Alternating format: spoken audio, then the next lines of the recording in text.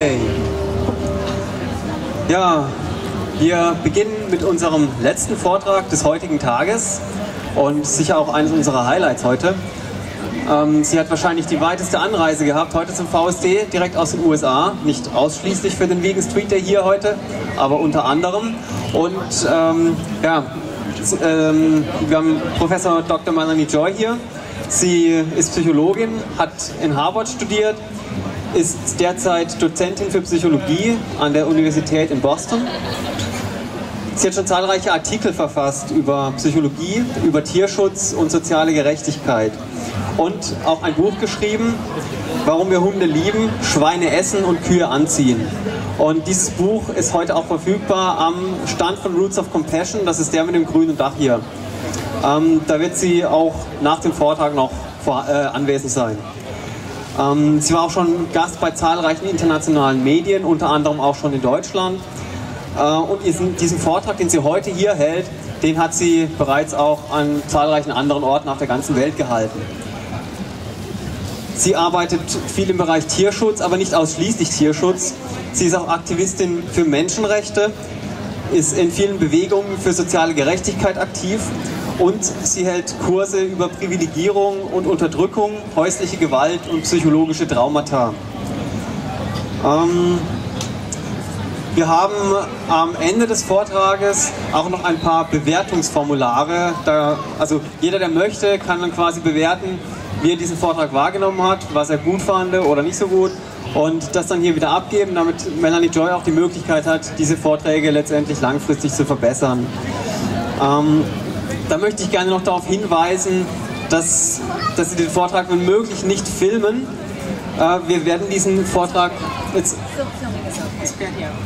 Okay, Film ist doch gestattet. Gut, ja, dann habe ich dem erstmal nichts weiter hinzuzufügen und möchte dann übergeben an Melanie Joy. Danke schön. Es tut mir leid, dass ich kein Deutsch sprechen, aber ich bin sehr glücklich zu hier sein. Okay, that's it. Aber danke. Yeah, I am so excited to be here back again in Germany speaking. I have a wonderful opportunity to give this carnism presentation that I'm going to be giving here today around the world. And I find that everywhere I go, people are typically very open to this idea, very open-minded. But I have found that in Germany, people are especially open-minded and especially open. And so I feel very honored and excited to be speaking in Germany now. So thank you for coming out. I'm going to speak slowly and try to articulate as much as possible. And if there are questions at the end about something that I've said, we should have a little bit of time for question and answer. So did you have a chance to look at some of these slides that I had showing here before? Can you see the screen okay? I'm trying not to fall down the hole here. Aren't those pictures lovely? Whenever I make new slides, it always takes me so long to find just the right images that convey the essence of what I'm trying to communicate. But not when it comes to images depicting the natural connection so many of us have with animals, and especially the connection children have with animals. I always find way more than I can use. I mean, there are literally thousands of pictures out there that really capture that childlike sense of wonder, that understanding, that caring. Can you relate to some of this? Because I'll be exploring this human-animal connection throughout this presentation, I want to do a brief exercise with you to explore it a bit more fully. I'd like you to try to think of one or more animals in your life that you have felt a connection to. And by connection, I mean anything from identifying with an animal or animals to loving them. Simply mean caring about their well-being. Maybe it was the horse you took riding lessons on or the guinea pig in your elementary school classroom. Maybe it was the dog you grew up with, or a hurt bird you rescued. Maybe it was a fish or a turtle. Now I want to take a poll, a survey. Raise your hand if you were able to think of at least one animal. Okay, oh good, and people all the way back are able to hear me. More than one animal. All right, now raise your hand if you have ever felt cared about or loved by an animal. Now take a look around. That's a whole lot of, everybody puts their hands down. That's a whole lot of love. That's a lot of love. And our experience tells us something important. We care about animals. We feel a connection to them. We can see examples of this everywhere. I mean, we teach our children to be kind to animals, not to harm them. We make animals the heroes of our children's stories and the stars of their shows. When we're walking in the woods and we catch a glimpse of a deer through the trees, or when we see dolphins leaping out of the ocean, or when we notice a delicate butterfly resting on a flower, we often feel that sense of awe that makes us just stop and speak in hushed voices and watch with what some might even call reverence. When we hear of an abused or mistreated animal, we recognize the injustice and we feel outraged. When we're at the petting zoo and the piglet chooses our hand to eat out of, we feel special. We get excited. Can you relate to some of these feelings? A lot of you can. I certainly can. So before we get started, I want to tell you a little bit about me and my story and how I came to be here today. This is a picture of me and my dog Fritz a long time ago. My mother tells me that we adopted Fritz when he was about 2 months old and I was about 2 years old. So we were really both just babies when we met. Now, Fritz was my first dog, but he was also my first friend. We did everything together. We played together, we napped together, and we even vomited together once. It's true, during a sickening summer road trip. And Fritz was also my first heartbreak when he died at the age of 13 of liver cancer. And what I didn't realize back then was that Fritz, or more accurately, my connection with Fritz, would be the catalyst for my life's work. And that's what brings me here today. My life's work as a psychologist, a professor, and an author has centered around one key theme. It's a theme that is central to our freedom of choice and therefore to our personal empowerment and to social and ecological justice. And that theme is making the connection. I'm here to talk about our connection with other beings and with ourselves and with our core values and about the invisible belief system, the ism, that disconnects us from these fundamental aspects of our lives. I'm here to talk about how this ism creates a gap in our consciousness, a gap in our minds, when it comes to some of the most important and frequent choices that we make, our food choices, and how this gap causes us to act against our own interests and the interests of others. So really, I'm here with a goal, which is just to raise awareness of the invisible ism to promote personal empowerment and social and ecological justice. Now, this presentation will be in 3 parts. First, we will talk about the problem of the gap. What exactly is this gap in our consciousness, this gap in our mentality that I've been talking about, and how does it obstruct our freedom of choice? Next, we'll talk about the underpinnings of the gap. What causes and maintains this gap that guides our food choices, and what are the consequences of our choices on ourselves and our world? And how does this gap reflect an ism that is a social justice issue? And finally, because everybody likes a happy ending, including me, we will talk about the solution to the gap. How can we resolve this gap to make more empowered and just choices? And how can we work to transform this ism that is interconnected with so many of the other isms? Okay, so let's get started. What is this gap that I have been referring to? Now, to explain this concept, I want to do an exercise with you. I'd like you to imagine that you are a guest at a dinner party, and your host is famous for her homemade pasta and meatballs. And she serves you a dish that looks like this. I'd like you to consider whether you would find this dish delicious or disgusting. Now, for those of you who would find it delicious, which are probably maybe 50%, maybe the majority here, let's imagine that you find it so delicious that you ask your host for her recipe. And flattered, she replies, well, the secret is in the meat. You need to start out with 3 pounds of extra lean golden retriever. It's okay to laugh. People always do. Now, take a moment to reflect on your thoughts and feelings. Chances are what you thought of just moments ago as food, you now think of as a dead animal. What you just felt was delicious, you now feel is disgusting.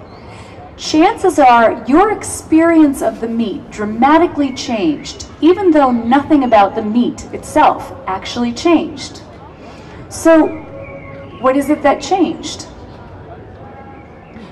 What changed is your perception of the meat. Now, our perception is the lens that we look at the world through. And when it comes to eating animals, our perception is shaped largely, if not entirely, by our culture. In fact, in meat-eating cultures around the world, people tend to have a tiny handful of animals out of thousands of possible species that they have learned to classify as edible. All the rest we classify as inedible and disgusting to consume. So even though the type of species changes from culture to culture that people consume, members of all cultures tend to find their own choices to be rational, and the choices of other cultures to be irrational and disgusting and often even offensive. So what's striking is not the presence of disgust. Disgust is the norm, it's the rule rather than the exception. What's striking is the absence of disgust. Why are we not disgusted by the 5, 6, 7, 8, maybe 9, if you're an adventurous eater, species we've been taught to think of as edible? And perhaps more importantly, why don't we ever ask why? Have you ever wondered why you might eat chicken's wings, but not swan's wings? Leg of lamb, but not leg of kitten? They both come from baby animals. Have you ever wondered why you might eat beef stew, but not rat stew? Are you getting hungry? Fish soup, but not lizard soup. Hen's eggs, but not pigeon's eggs. Have you ever wondered why you might drink cow's milk, but not horse's milk? And have you ever wondered why you haven't wondered? When it comes to edible animals, there is a disconnect. There's a gap in our perceptual process. There is a gap in our consciousness. We don't make the conscious connection between the meat on our plate and the living being it once was. When I was growing up, I was the picky eater in my family. In my house, we had a rule that nobody could leave the table until their plate was clean. And so, not surprisingly, this often led to some late-night standoffs between me and my mother. My mother would try not to let me out of her sight, and I would wait for just the right moment when she wasn't looking to slip my food to Fritz, my partner in crime who was stationed under the table. And if my mother happened to catch me, I would tell her I was just petting the dog. A lot of you can relate to this, right? And she would believe me, because there were plenty of times when I really was just petting the dog. And over the course of so many years and so many meals, I never thought about how strange it was that I could be petting my dog with one hand while I ate a pork chop with the other. A pork chop that had once been an animal who was at least as intelligent, sensitive, and conscious as my dog. I never thought about the inconsistencies in my attitudes and behaviors toward these animals because, to be honest, when I was eating the pork chop, I didn't actually think I was eating an animal. I mean, sure, I knew on some level that whenever I ate meat, somebody had to die for my plate, but on another level, I just didn't connect the dots. I had that knowing without knowing. I had a gap in my consciousness. And so because this gap in our consciousness blocks our awareness of the reality of our meat, it also blocks our authentic thoughts and feelings about our meat. Remember when I told you you were eating a golden retriever? You'll never forget. Chances are you couldn't help but think of the living animal and feel disgusted. And yet when you believed you were eating the flesh of a cow, chances are you had no thought of the living animal and you felt no disgust. And when we're not aware of the reality of our meat or of our authentic thoughts and feelings about our meat, then we are also not aware that we have a choice, that we are making a choice every time we eat meat.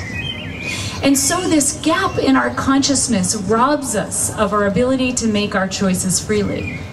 Because without awareness, there is no free choice.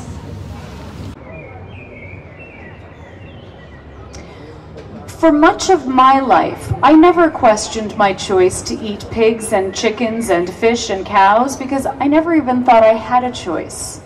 No one had ever asked me if I wanted to eat animals, how I felt about eating animals, if I believed in eating animals. No one had ever encouraged me to reflect upon this daily practice that had such profound ethical dimensions and personal implications. Eating animals was just a given. It was just the way things are. But if you think about it, it is really striking that our culture teaches us to spend more time thinking about what brand of shampoo to buy than about what species of animals we eat and why, when our food choices have such a significant impact on our bodies, our minds, and our world. Our food choices are truly a matter of life and death. So now that we've talked a little bit about what this gap is, we can turn our attention to the next set of questions, which is, where does it come from and what are its consequences? It was half a lifetime before I started asking these questions. It was 1989, and I had recently awoken to find myself hooked up to intravenous antibiotics at Beth Israel Hospital in Boston, after having eaten what turned out to be my very last hamburger. According to my team of doctors, Beth Israel Hospital is a teaching hospital, and so to my humiliation, I was assigned a group of young, good-looking interns, student doctors, and according to the Department of Public Health, which shut down the restaurant that I had made the mistake of eating at, I had eaten a burger that was contaminated with Campylobacter, a foodborne bacteria similar to Salmonella. Maybe you know that here. Has anybody here ever had Campylobacter? Sometimes you know what I'm talking about. So just imagine the worst gastrointestinal flu you've ever had times 10. That's what Campylobacter is like. So contracting Campylobacter was one of the worst experiences of my life. But it was also one of the best experiences of my life. It was a turning point for me. Before I got sick, I had been increasingly uncomfortable with the idea of eating meat, having seen on a handful of occasions information about the horrors of animal agriculture. You know, on some level, I knew that eating animals was antithetical in opposition to my personal values. Like most people, I cared about animals and I didn't want them to suffer, especially when that suffering was so intensive and so completely unnecessary. And yet, I hadn't been ready to take that information in, so my response had always been, "Don't tell me that, you'll ruin my meal." But after I got sick, I never wanted to eat another hamburger or any meat again. And I didn't. And then something interesting happened to me. When I stopped eating animals, I made the connection. I had a shift of consciousness, a paradigm shift. In other words, I didn't see different things. I saw the same things differently. Remember how different your meat looked to you when I told you it was a golden retriever? Well, that's how all meat suddenly looked to me. It's just interesting how the gaps in our consciousness only become visible once they start to disappear. And as the gap in my consciousness closed, my mind opened. I wanted to learn the truth about animal agriculture. It was a truth that had been right in front of me, had been all around me, but that I'd been unable to see or unwilling to see. And I needed to understand how, when it came to eating animals, rational, caring people, just like myself, could, in the words of psychiatrist and social activist Robert J. Lifton, just stop thinking. So I spent about 20 years looking for answers, including about a decade of research that culminated in my doctoral dissertation on the psychology of eating meat. And what I found was to dramatically change the way that I and others working in psychology and social justice thought about the issue of eating animals. Now, to share my findings with you, I want to begin by doing a brief exercise. If vegetarian is the term that we use to describe an individual who follows the tenets, the teachings of the belief system or ideology we call vegetarianism, and vegan is the term we use to describe someone who follows the teachings of the belief system we call veganism, what then do we call someone who is not a vegan or vegetarian? You can just shout it out. That was fast. Okay, that was really fast. I heard all three of them. Okay, so omnivore is probably the most common today, right? And this, you say that omnivore, correct? And you hear? Some people do. And carnivore, and sometimes we say meat eater. And I don't know, does meat eater translate into German? Yeah. That's what I thought. Okay. So, but let's look at these terms briefly. An omnivore, by definition, is an animal, human or non-human, who can ingest both flesh and plant matter, right? And a carnivore is an animal who needs to ingest flesh in order to survive. Both omnivore and carnivore describe one's biological or physiological predisposition, not one's philosophical or ideological choice. And meat eater describes a behavior as though it's divorced, disconnected from a belief system. This is why we don't call vegans plant eaters, because we recognize that the behavior of eating plants reflects a deeper belief system or ideology, and I'm using belief system and ideology interchangeably here today. We tend to assume that it is only vegans and vegetarians who bring their beliefs to the dinner table. But most of us don't learn to eat pigs but not dogs, for example, because we don't have a belief system when it comes to eating animals. When eating animals is not a necessity for survival, which is the case in much of the world today, then it is a choice. And choices always stem from beliefs. So what I found is that there is an invisible belief system that conditions us to eat certain animals. And this is the belief system that I came to call carnism. The German word is Carnismus. Now, carnism is a special kind of belief system or ideology. It is a dominant ideology. That means it's invisible, it's entrenched, it shapes norms, laws, beliefs, behaviors, etc. And it is also a violent ideology. Meat cannot be procured without killing. And dominant violent ideologies, such as carnism, need to use a set of social and psychological defense mechanisms to enable humane people to participate in inhumane practices without fully realizing what they are doing. In other words, carnism teaches us how not to feel. Now, the main defense of carnism is denial. If we deny there's a problem in the first place, then we don't have to do anything about it. Denial is expressed largely through invisibility. One way that carnism remains invisible is by remaining unnamed. If we don't name the ideology, then we can't even think about it, so we can't question it or challenge it. The invisibility of carnism is why eating animals appears to be a given rather than a choice. But carnism also keeps its victims out of sight and therefore conveniently out of public consciousness. And of course, when the problem is invisible, then there will be ethical invisibility. Now, carnism is an entire system of victimization. It victimizes all of us in different ways.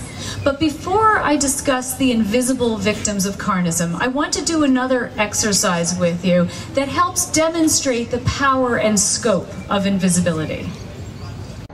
This one is a fill in the blank. So what do you think? 14,269 farmed animals, and this is land animals, okay? Only land animals. If we included fish and other aquatic life, this number could be quintupled. It could be 5 times higher. So 14,269 farmed animals are killed in the EU every month? Minute. You can shout it out, that's what I'm asking for. Every minute. Week? This is only the EU, not the world. Day, few days, okay. Hour, I heard some hours. Minute. I heard some minutes. Okay, well, if you guessed minute, you guessed correct. That adds up to approximately 7.5 billion animals per year. So in the time it took us to do this exercise, over 14,000 animals were slaughtered right here. Now, just to put that into perspective, I mean, just think about how many people you see on any given day. But I mean, think about it. How many farmed animals have you seen? How many have you seen just this week? Or this month? Or this year? How many of these 7.5 billion animals per year have you seen in your entire lifetime? I mean, given that these animals' body parts are literally everywhere we turn, why don't we ever see them alive? Well, we don't see the animals whose bodies become our food because we're not supposed to. They are not, as carnistic industry would have us believe, living on happy mom and pop farms. I have to explain this now when I use this picture because the caption underneath did say happy cow when I first selected it. But I have learned from showing this that it's more of a scary cow, right? It's like a clown. It's supposed to make you laugh, but it scares you a little bit.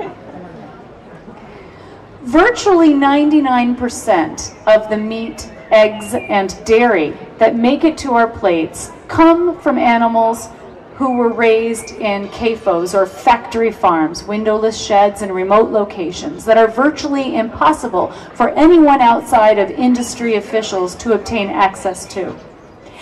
And if you did try to obtain access to one of these compounds, you could wind up in prison, thanks to new so-called ag-gag legislation, laws that are popping up in countries around the world, such as the Animal Enterprise Terrorism Act that we have in the United States.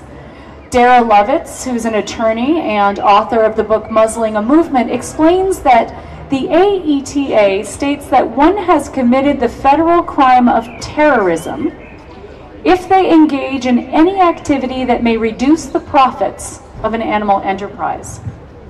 And like I said, this is one of many ag-gag bills that are emerging as the industry becomes increasingly exposed and consumers become increasingly aware and increasingly concerned with what's going on. So just who are these individuals that carnistic industry works so hard to hide from us? I'm going to show a short video clip that's narrated by Dr. Jonathan Balcombe. He's an animal behaviorist and author of over 40 scientific papers and 4 books on animal cognition. Many of the individuals in this video are residents of Farm Sanctuary, which is in the United States. It's the leading farmed animal protection organization.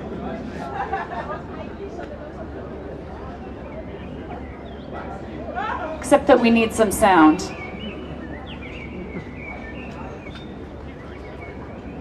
I have to, is the sound on? Okay, let me try again. Pigs are curious, playful, and at least as intelligent as dogs. Okay. I often kneel down next to one of the pigs, maybe Peapod or Petunia, lazing in the thick hay of their barn. I scratch their heads and rub their bellies.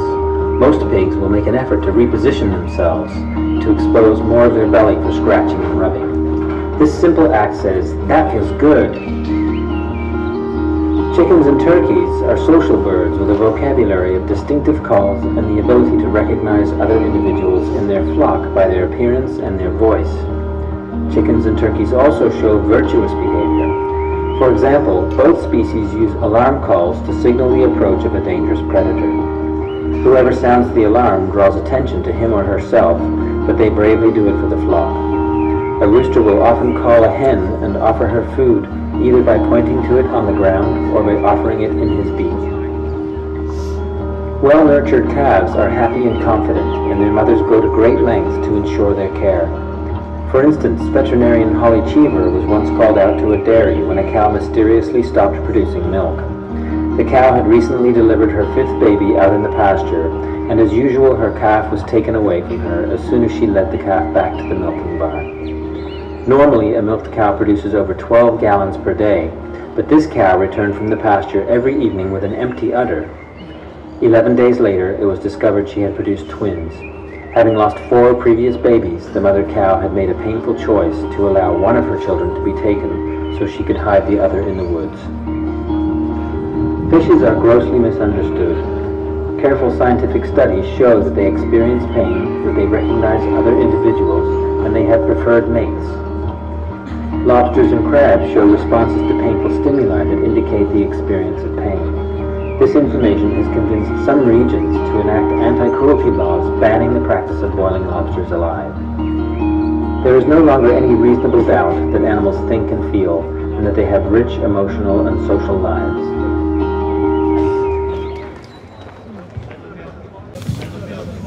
I know, some of those scenes were just lovely. Unfortunately, though, Farm Sanctuary, of course, is home to only a tiny minority of farmed animals in the world. And so in just a moment, I'm going to show you another very short video clip that offers a rare glimpse into the lives of the 99%. But before I do, I want to just point out that the video I'm going to show, it's very short, but it can be distressing to witness. It's undercover footage in animal factories.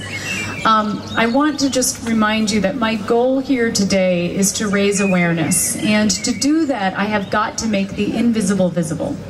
So I spent a lot of time selecting material that I felt was sufficient to inform you without actually traumatizing you. And I encourage you to witness, to watch this video, because I believe that the empowerment that awareness ultimately brings will be well worth the few minutes of discomfort. And that's feedback that I have gotten from thousands of people over the years as I've been showing this presentation. But I also want to encourage you to pay attention to yourself. The video is only 4 minutes long, but for some of you it might be too difficult to watch, so just close your eyes, plug your ears, and I'll keep the sound lower so you can block it out if you need to.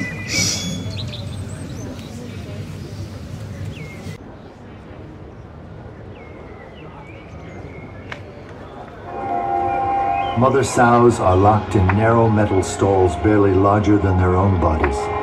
Soon after birth, piglets are castrated by workers who cut into their skin and rip out their testicles. Next, the workers chop off their tails. Both of these painful procedures are nearly always done without anesthesia. Others are killed by being slammed headfirst into the ground.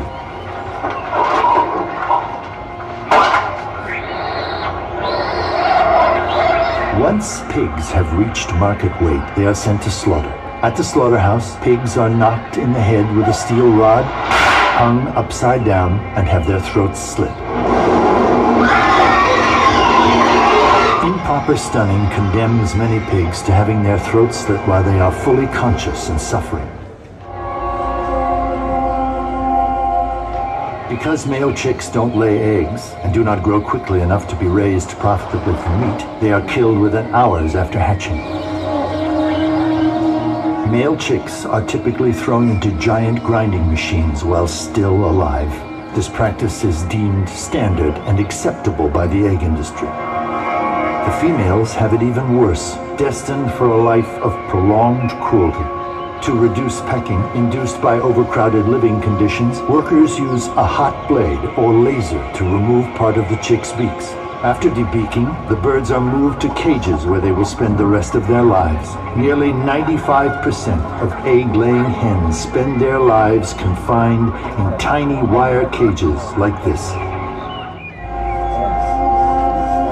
Through genetic selection, chickens and turkeys raised for meat have been bred to grow so large so quickly that many suffer crippling leg disorders, chronic joint pain, and even fatal heart attacks. Those who live to reach market weight are thrown into transport crates and loaded onto trucks bound for slaughter plants.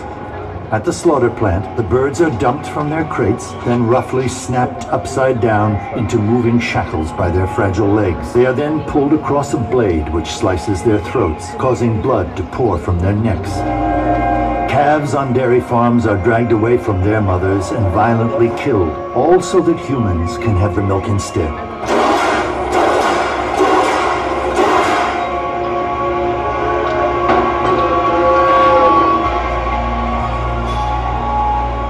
The majority of today's dairy cows are confined on factory farms. Workers subject young cows to painful mutilations and amputations. At a fraction of their natural lifespan, the so-called spent dairy cows are prodded onto transport trucks and shipped to slaughterhouses. Unreliable stunning practices at the slaughterhouse condemn many cattle to having their throats cut and their limbs hacked off while still alive and conscious. Undercover investigations at kosher slaughterhouses in the United States have documented the routine practice of cutting open the throats of fully aware and alert cattle.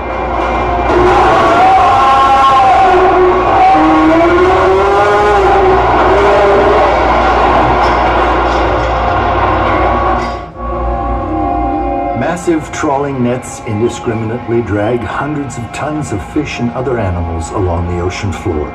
They are then tossed on board where the surviving fish either suffocate or are crushed to death.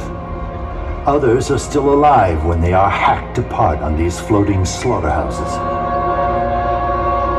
Like factory-farmed animals on land, farm-raised fish are crowded by the tens of thousands in small, disease- and excrement-ridden areas for their entire lives. When fish reach market weight, they are loaded onto tanker trucks and shipped to slaughter, where common killing methods include slow suffocation.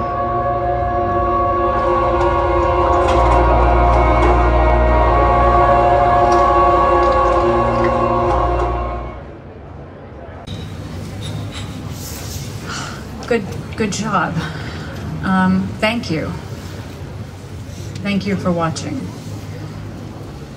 I know how hard this is. This is 4 minutes. It's 4 minutes of an hour-long presentation, and people always say it feels like the longest part of the presentation. It never gets easy to witness. Before we move on, I want to point out just a couple of things. Much of what you have seen here, these are standard industry practices that we find in factories, animal factories all around the world. They are not exclusive to one country or to one type of factory. They apply to so-called organic, biologic, and free-range factories, or meat, eggs, and dairy as well.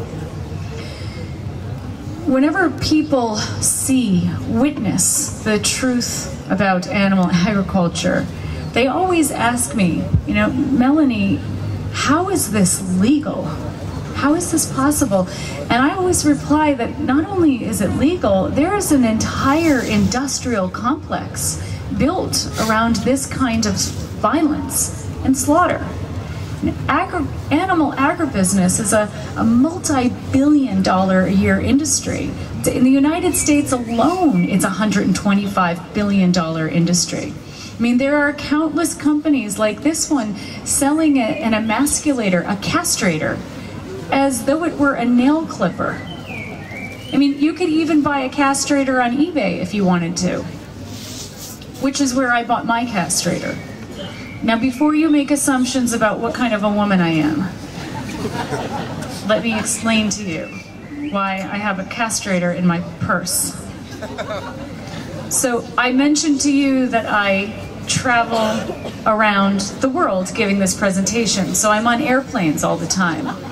And I spent a lot of time, I wanted to bring something that was tangible, that people could see, so I wasn't just showing images on slides. I spent about 3 months looking for a device that I could... Where's my castrator? It's key.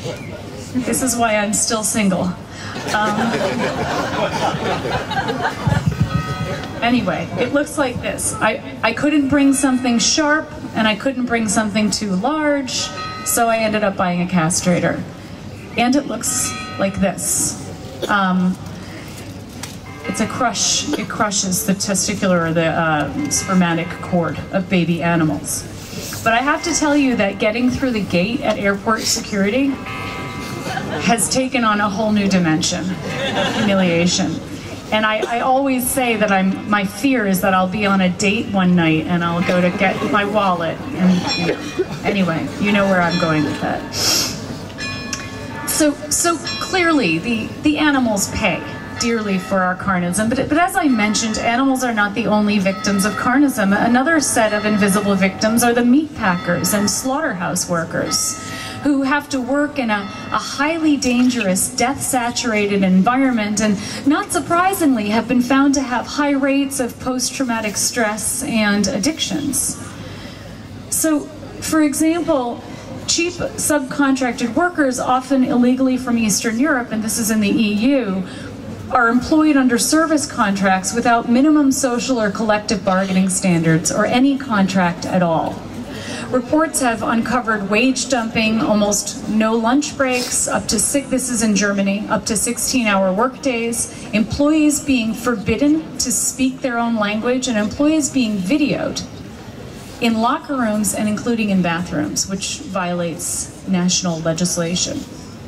I mean, it's not surprising when you think about the industry we're talking about. And our environment is an invisible victim of carnism. The United Nations states that animal agriculture is one of the most significant contributors to the most serious environmental problems facing the world today. And we are the invisible victims of carnism. We pay for our carnism with our health. as eating animal foods has been linked with the leading diseases in the Western world. The American Dietetic Association states that vegan diets are not only nutritionally adequate, but they can actually be beneficial in the treatment and prevention of disease. And we pay for our carnism with our taxes. Millions of dollars a year in European countries, many European countries, billions of dollars a year in the United States in meat subsidies. And finally, we pay for our carnism with our hearts and with our minds. Because to eat the body of another sentient being, we have to block our awareness and shut down our empathy. We pay for our carnism with the gap in our consciousness. Now, we've talked a lot about invisibility, the main defense of the system. But if you think about it, do you believe that invisibility alone is enough to maintain the entire system? Do you think it can work? Of course not. Hints of the truth surround us. I mean, the palpable vein in the drumstick, the hog on a spit at the company luncheon, vegan guests at dinner parties, and an endless array of dead animals everywhere we turn in the form of meat. So when invisibility inevitably falters, we need to be able to justify eating animals. And the way that we learn to justify eating animals is by learning to believe that the myths of meat, eggs, and dairy, milk products, dairy, are the facts of meat, eggs, and dairy. Now, there's a vast mythology surrounding eating animals, but all of these myths fall under what I refer to as the 3 N's of justification. What do you think they are, if you had to guess? Eating meat, eggs, and dairy, milk products, it's what? Necessity. You got it. I'll come to nutritious later. You got it. Normal, natural, and necessary. And nutritious I include under necessary, like necessary for health. I do this exercise with people. I have done it with thousands of people when I give my talk, and people always guess the answer. Everybody knows, because we've heard it all before, right? These same arguments have been used to justify violent practices throughout human history. Can you see the screen in the back, or do you want me to read this? You can see it?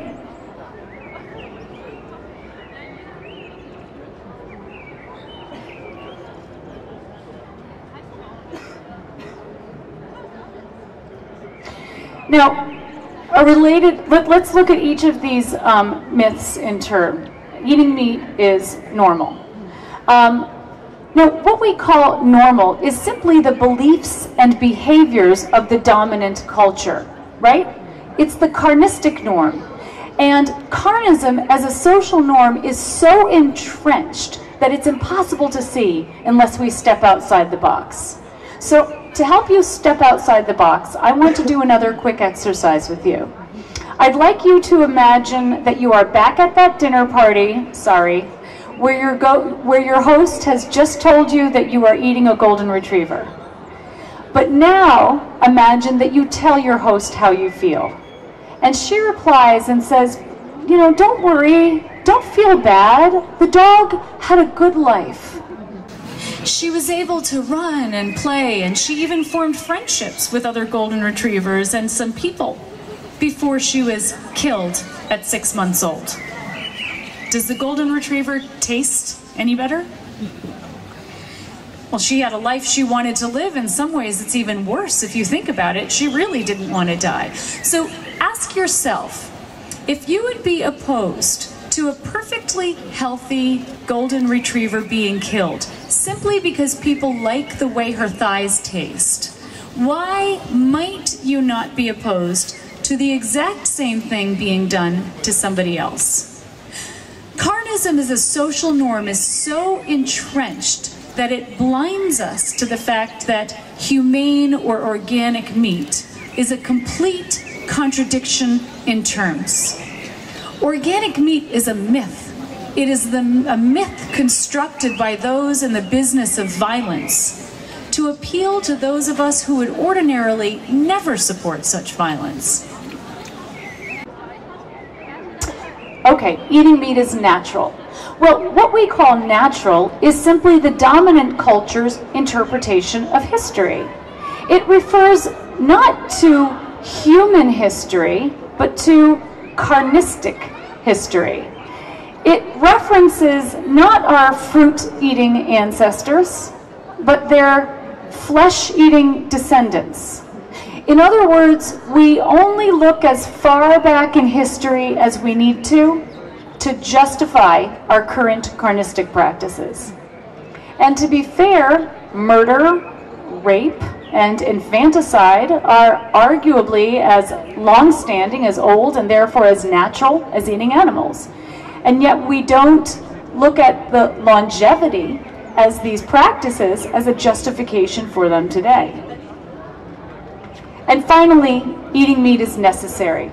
Well, what we call necessary is simply what's necessary to maintain the dominant culture, to maintain the carnistic status quo. And here I'm going to let a picture speak for itself. Can you see in the back?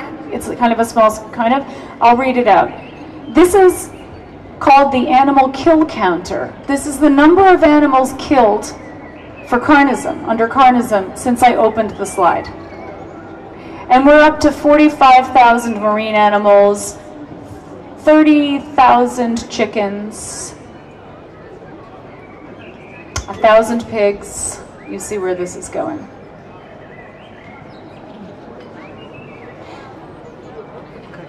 Now, a related myth to eating meat is necessary is the protein myth. Some of you said eating meat is nutritious. This is what I put under necessary, the protein myth.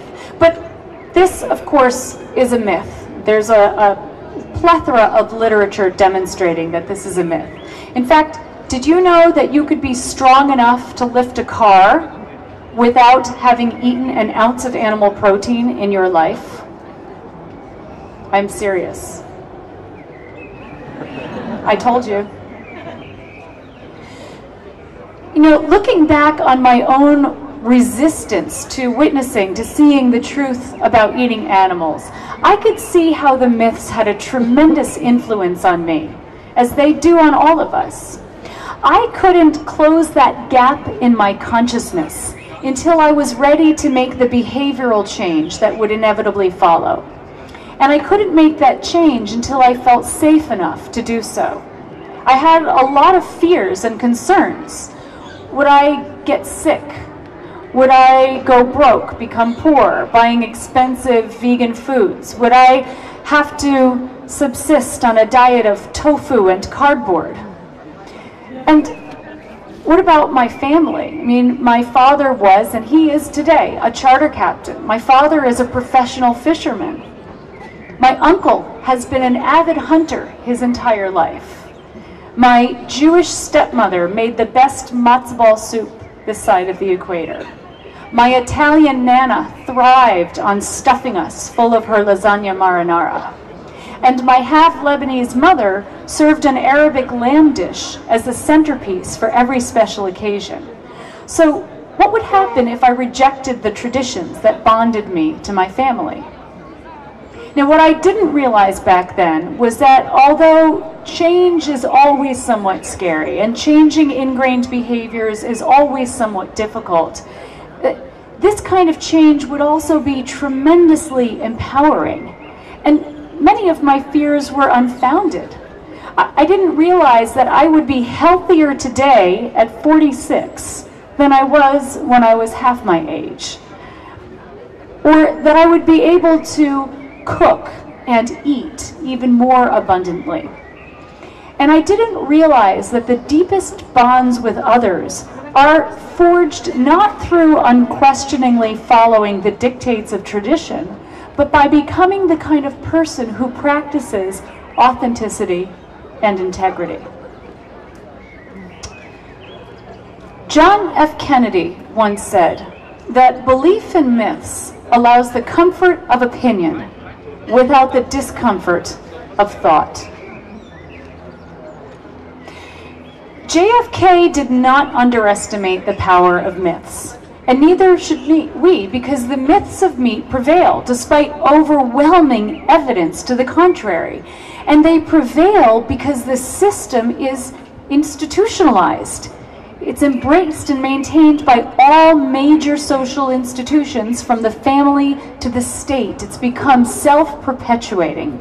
This idea is summed up nicely in a quote by a 19th century French political economist who said, "When plunder becomes a way of life, we create for ourselves in the course of time a legal system that authorizes it and a moral code that glorifies it." Okay, eating meat is natural. Well, what we call natural is simply the dominant culture's interpretation of history. It refers not to human history, but to carnistic history. It references no... And when we are born into an entrenched, institutionalized system such as carnism, we inevitably absorb that system's logic as our own. In other words, we internalize carnism. We learn to look at the world through the lens of carnism. And carnism uses a set of defenses that distort our perceptions of meat, eggs, dairy, and the animals we eat so that we can feel comfortable enough to consume them. For instance, carnism teaches us to see animals as objects. So we learn to refer to this turkey as something rather than someone. Or we call this little baby an it, a thing, rather than he or she. Carnism teaches us to see animals as abstractions, as lacking in any individuality, any personality of their own, and instead simply as abstract members of a group. A pig is a pig, and all pigs are the same.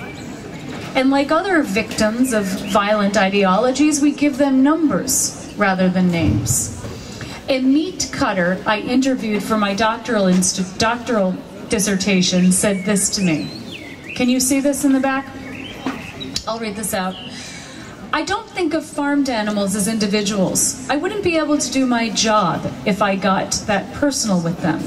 When you say individuals, you mean as a unique person, as a unique thing with its own name and its own characteristics, its own little games that it plays, yeah? Yeah, I'd really rather not know that. I'm sure it has it, but I'd rather not know it." And carnism teaches us to place animals in rigid categories in our minds so that we can harbor very different feelings and carry out very different behaviors toward different species. For instance, a meat eater I interviewed told me that she regularly consumes a variety of types of meat. And then when I asked her if she ate veal, baby cow, if she ate veal, she got very quiet and she looked at me with a shocked expression on her face. And this is what she answered. "Well, let's just say I came to your house and you told me that I had just eaten veal. I'd probably vomit. Like, I have to get that out of my system." And when I asked her why, she said, "Because veal comes from a baby. I can't eat a baby." When we look at the world through the lens of carnism, we fail to see the absurdities of the system. So we see images like this, or this, someone mutilating their own body to be eaten, and we take no notice rather than take offense. Or we see images like this, or this, and we laugh rather than cry. Voltaire was right. If we believe absurdities, we shall commit atrocities. And carnism is but one of the many atrocities, one of the many violent ideologies that are an unfortunate part of the human legacy. And although the experience of each set of victims will always be somewhat unique, the ideologies themselves are structurally similar because the mentality that enables such violence is the same. It is the mentality of domination and subjugation, of privilege and oppression. It's the mentality that causes us to turn someone into something, to reduce a life to a unit of production. To erase someone's being. It is the might makes right mentality that makes us feel entitled to wield complete control over the lives and deaths of those with less power, just because we can. And to feel justified in our actions because they're only savages, women, animals. It is the mentality of meat. And so if we fail to pick out the common threads that are woven through all violent ideologies, then we will recreate atrocities in new forms. This is why it is vital that we incorporate all oppressive systems into our awareness, including carnism. Eating animals is not simply a matter of personal ethics. It is the inevitable end result of a deeply entrenched oppressive ism. Eating animals is a social justice issue.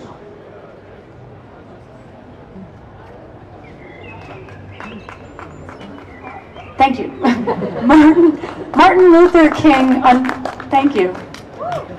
Martin Luther King understood the ways in which oppressive systems reinforce one another. He wisely cautioned that injustice anywhere is a threat to justice everywhere. And the opposite is also true. Justice anywhere is a threat to injustice everywhere. And justice is not an abstract concept. Justice is a practice. It is a practice that can be carried out anywhere. On the streets of the nation's capital, in a courtroom, on the streets of Stuttgart, and we can also practice justice on our plates. So this brings us to the conclusion. Knowing what we know about the problem that is carnism, what is the solution? How do we resolve this gap in our consciousness? And I want to address this question with another question for you. What do you think is the reason that we use carnistic defenses in the first place? Why do we use denial and justification? Why do we see animals as objects? You can just... Well, change is difficult. Change is difficult, but why not just say, I don't want to change, instead of using these psychological mechanisms? It's the purpose. Because we care. You're right, because we care. We care about animals, we care about justice, and we care about the truth.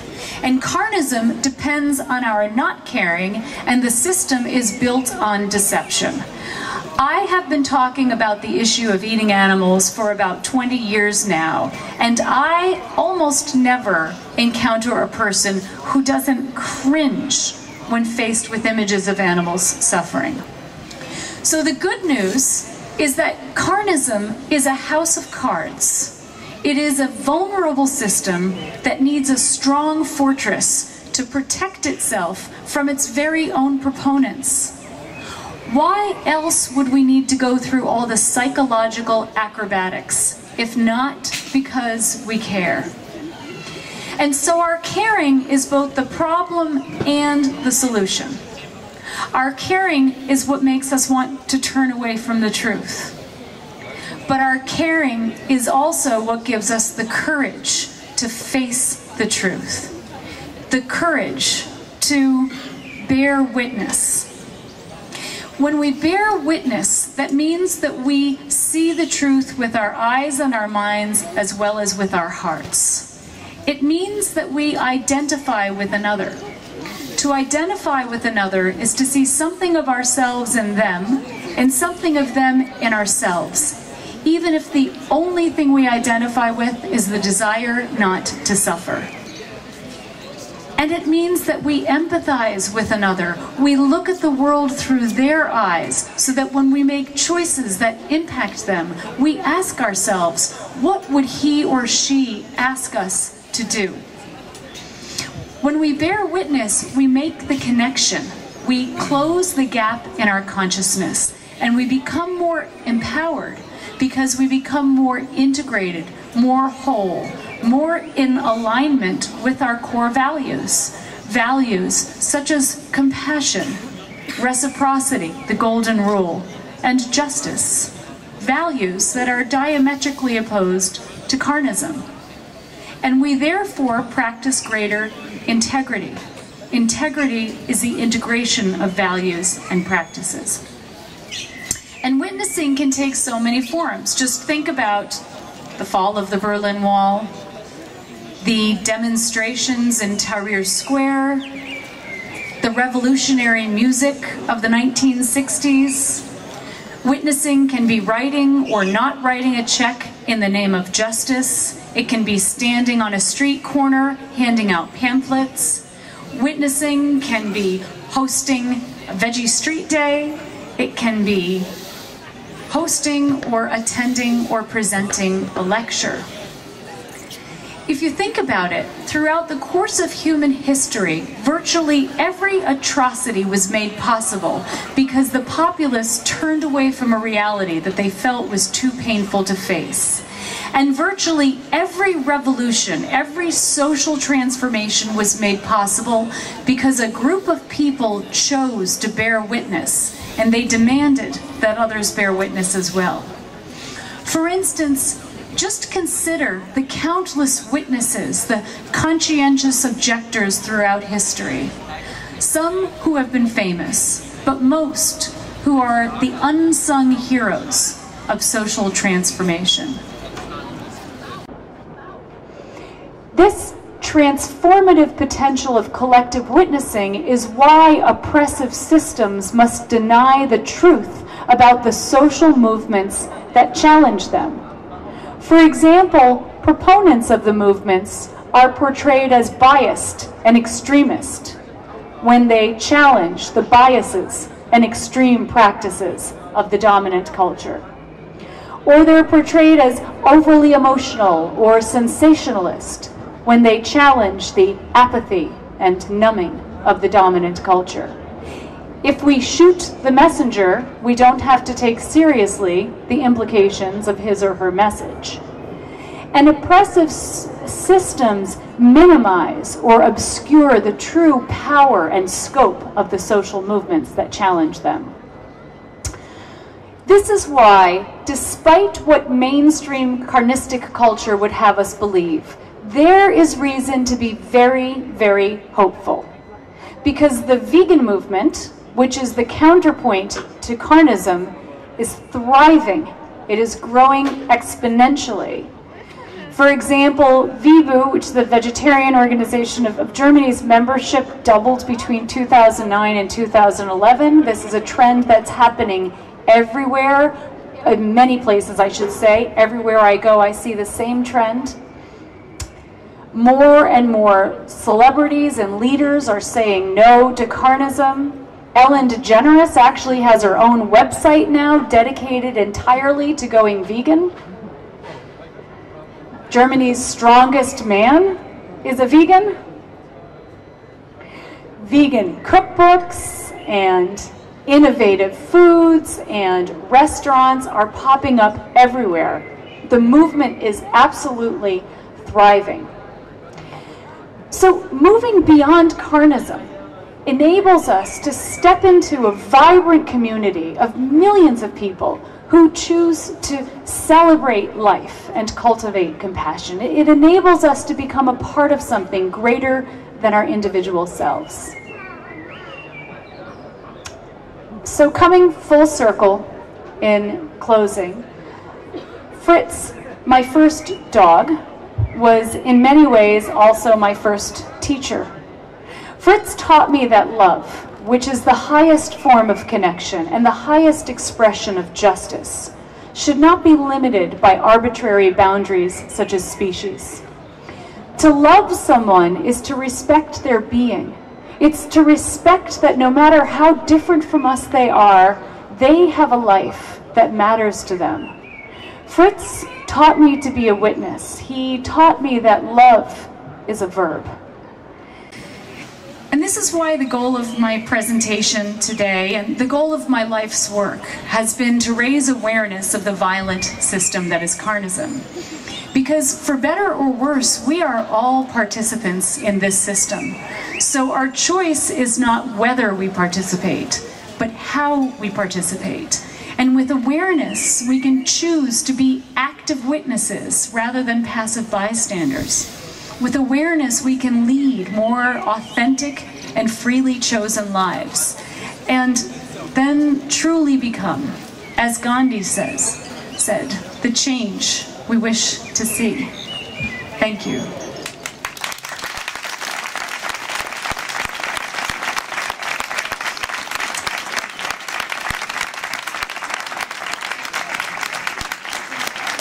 Thank you so much.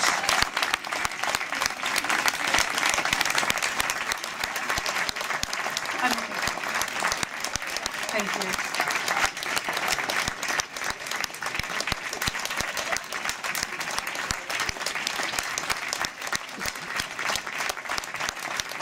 Thank you. You're wonderful. It means a lot. Okay, thank you, Melanie Joy. Thank you. It was a really great presentation. Thank you. Can I make a quick announcement? I want to just tell people about my website. My organization is Carnism Awareness and Action Network, and you can find us at carnism.org.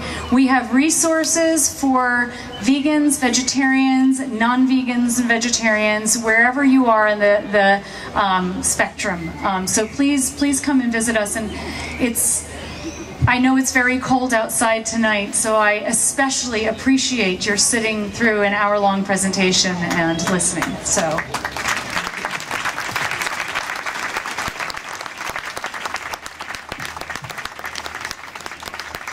Okay, I think you will still be available for the audience at the Roots of Compassion booth, will you? Yes. Okay, but still we have time for some questions. Perfect. Fragen können auch gerne auf Deutsch gestellt werden. Thank you so much for your excellent talk. I really appreciate what you've done, and I think you're making a huge impact around the world. I've been vegetarian or vegan for 39 years, and I work with the military, Bundeswehr and American. And I find a lot of men especially get angry when they find out you're vegan and act like you're a little crazy. Would you please talk about what makes this resistance, especially in conservative men, so aggressive? Okay, so it's important. Well, there's been some interesting research into the connection between meat and masculinity, and there's some good work being done by ecofeminists looking at the way that meat has traditionally been associated with masculinity. Carol J. Adams, you may or may not be familiar with, wrote a groundbreaking book, The Sexual Politics of Meat, that really began exploring this issue. So, it's important to realize that carnism, as I explained, it's internalized. The defenses are internalized. And often this is changing as people are becoming more aware of and open to veganism. But vegans often assume that the facts will sell the ideology, or that people will be naturally receptive to veganism. And although most people really do care about animals, most people don't want to be participants in this, most people have also internalized the defenses of carnism. And so sometimes just saying I'm vegan can trigger these defenses. If you expect that, then you're going to be less reactive to and triggered by it. On our website, we actually have a vegan support page. And it is tips on effective advocacy, how to communicate about the issue, and how to respond to difficult questions.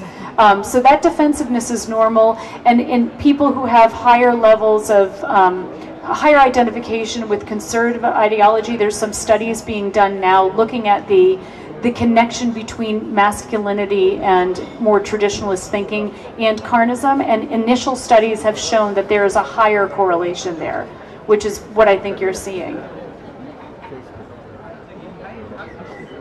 What percentage of the population feels the gap you described? With what percentage of the population does feel the gap you talked about? Oh, I'm, you know, the gap, I don't know if it's just something that you feel, it's in your mind, it's in, you know, maybe something just in your mind and not as much in your heart. That's the question you're asking. I don't know what the percentage of the population is. There haven't been any empirical studies done to determine that, but we are, you know, we are being fed dead animals from the moment that we're weaned. We're being socialized to not think about the fact that we're eating animals and to be classifying them as food from the moment we're weaned. So at least in meat-eating cultures, those of us who are raised eating animals, which is most of us. Suggestions on how to approach some, let's say, carnivore or omnivore, and to argue with them, because I personally find it very difficult on how to, on how to connect to this empathy that every one of us carries inside of him. But it's often very difficult to put that trigger. You know what I mean? To activate the trigger. It's a good question. I mean, how do you talk about this issue if you are a vegan to somebody who's not vegan, and to connect with the empathy there, given that there's this automatic defensiveness sometimes? And the answer to that, I mean, you had asked how do you argue with them, but I would suggest, and this might be a translation issue, that arguing is, you know, probably not an approach that will get you the desired outcome that you're looking for. I suggest that Colleen Patrick-Goudreau, who's a colleague of mine and another author, says that if you're a vegan and you want to advocate for veganism, you know, engage in vegan advocacy, your goal should always just be to plant seeds, not to change people. I like to point out that when we ask people to stop eating animals, we're not simply asking for a change of behavior, we're asking for a shift of consciousness. And that kind of shift of consciousness does not come about until people are ready for it. All of my communication to people who are not vegan about veganism is done through my own story. And I always suggest that when we're talking about our veganism, we share our own story. Nobody can make your story wrong. Your story is your story. And when you tell your story, you're not shoulding somebody.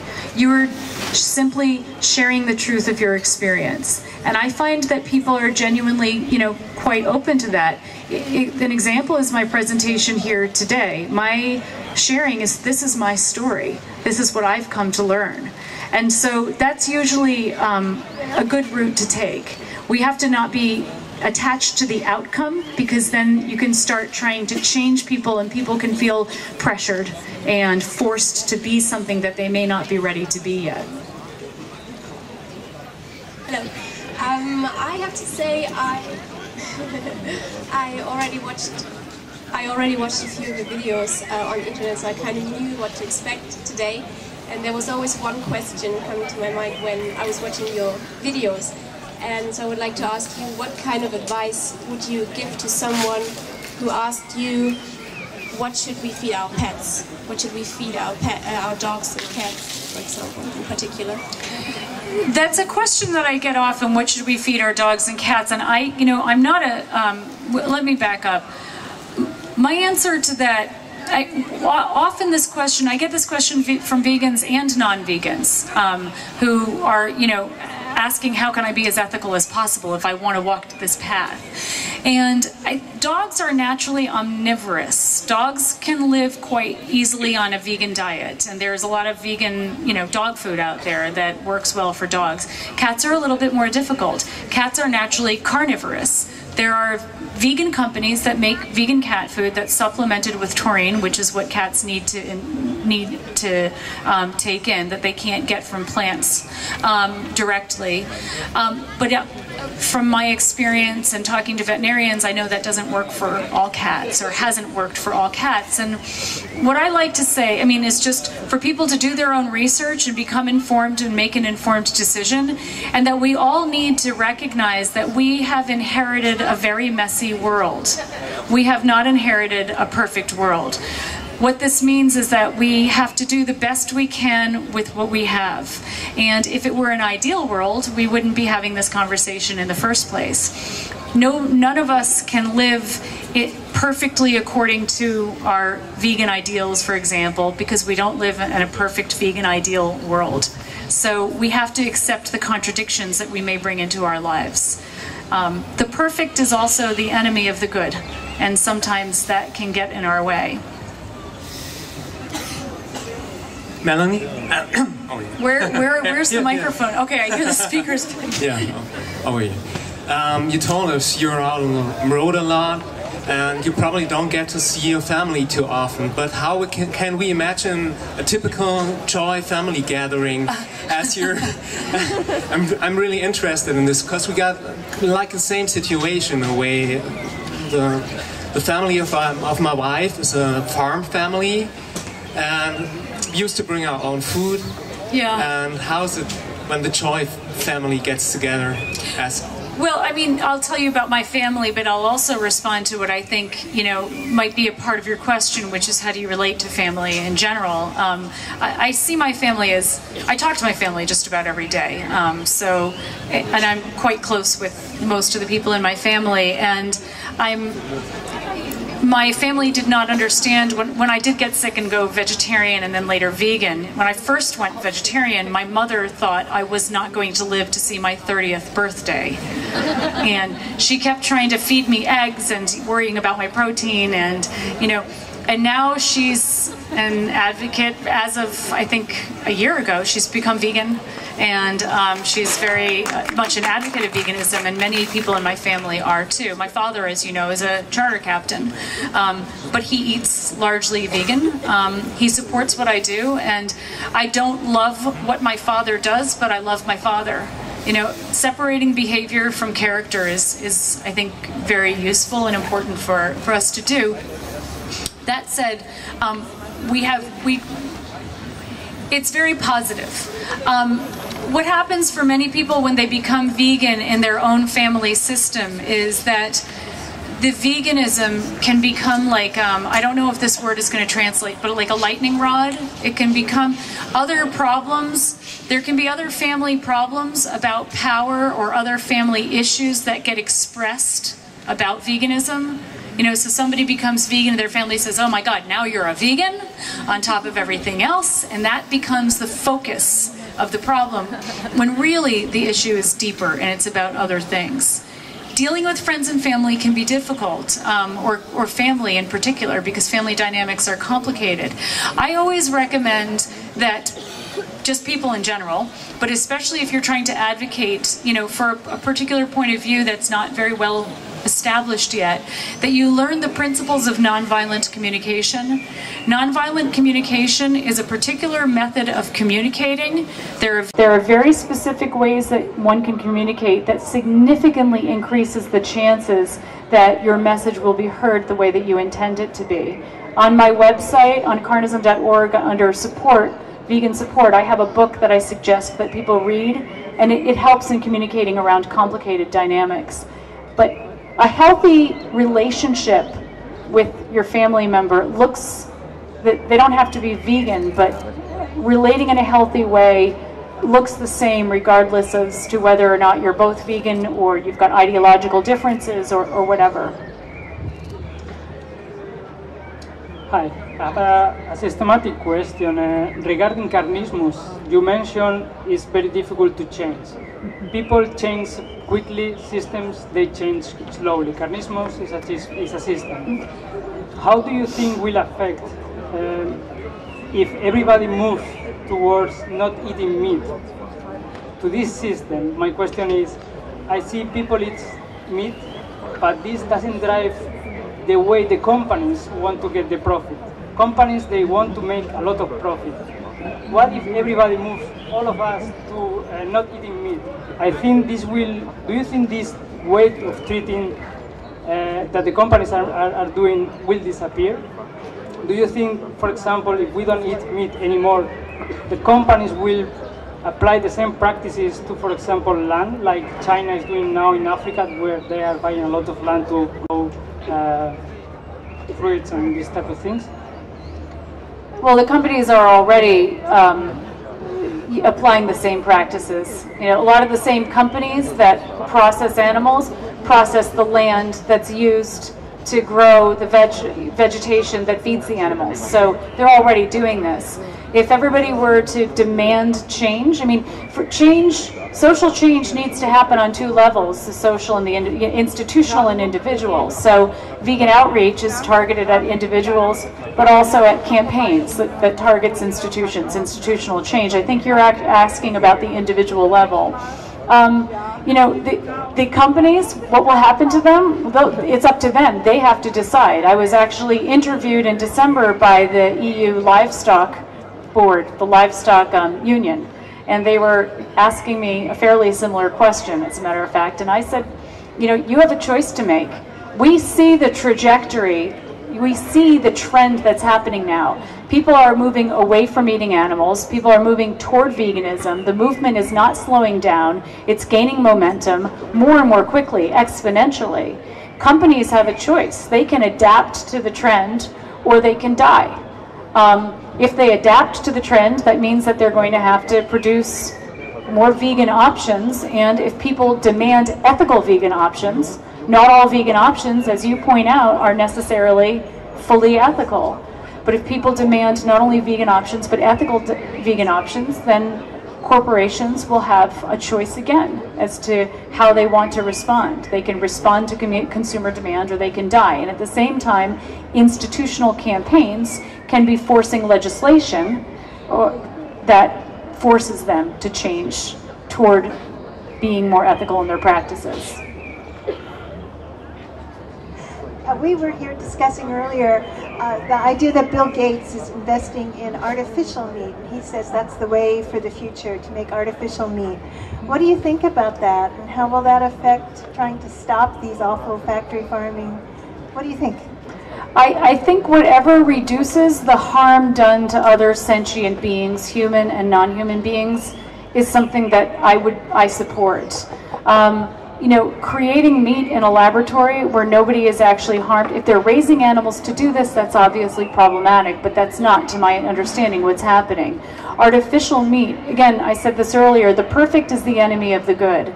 If what vegans want is an end to animal exploitation, then it makes sense to be able to create something that's going to satisfy consumers. People still like the taste of meat. Consumers desire to eat animals without harming animals. Does that mean it's the end process? Maybe not. Maybe we continue to advocate for a shift of consciousness when it comes to even the idea of eating an animal's body. But I didn't stop eating animals because I stopped liking the way they taste. You know, I got disgusted for a little while, but that always happens when you get sick from something. I stopped eating animals because I stopped wanting to participate in injustice toward them. And so I think we need to acknowledge a lot of vegans, you know, are uncomfortable with people eating vegetarian meats or vegan meats. But those can be very important foods in helping people transition. And I think lab meats can do the same thing. Okay, are there any more questions? Hi, I have a question about if religion, do you think if religion is actually the cause of our perception? Like, because when I was small, I always heard that, well, you have to eat meat because God created plants and animals for humans to use them. So do you think that maybe this is the problem as well? Well, I think that's a good question. I've never met a person who has said to me, I really want to be vegan, but I can't because God will be mad.